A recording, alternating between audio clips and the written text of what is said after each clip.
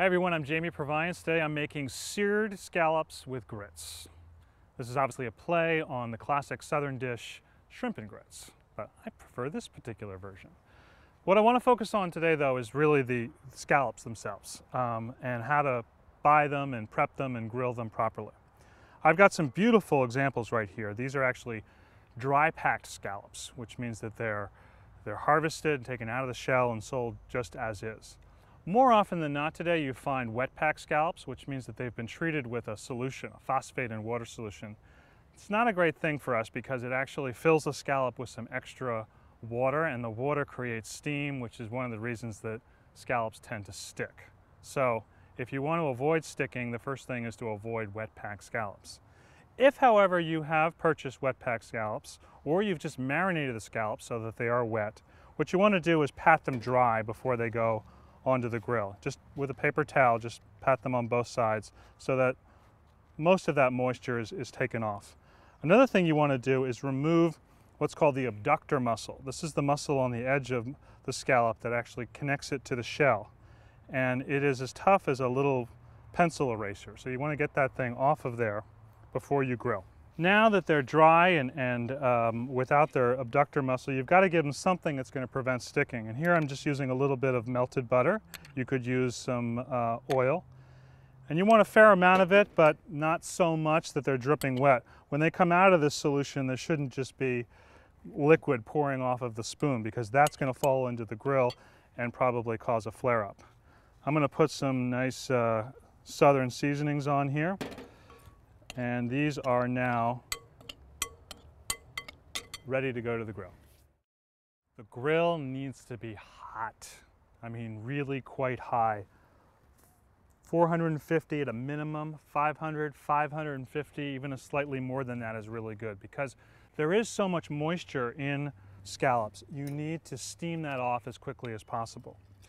Now, when you go to put the scallops on the grill, notice that there are, various sides to the scallop.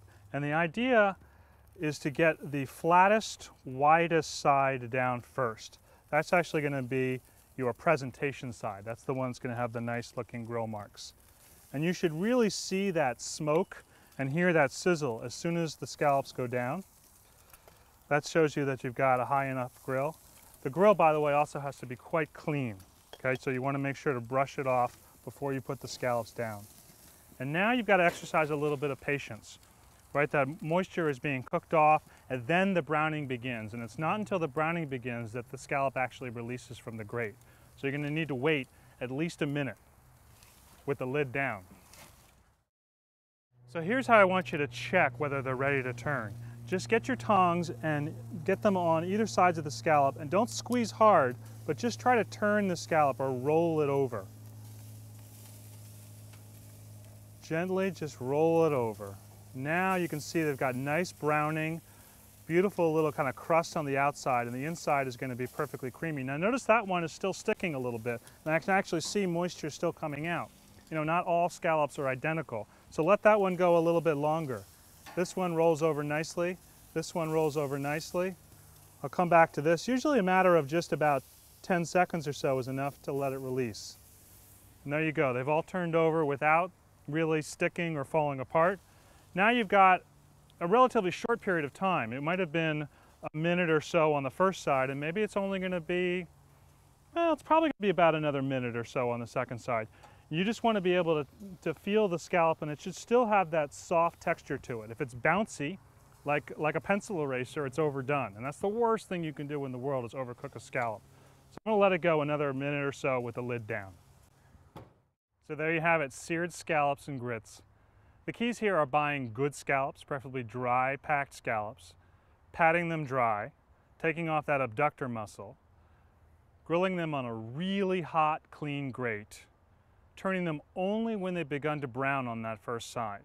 And for goodness sake, don't overcook them.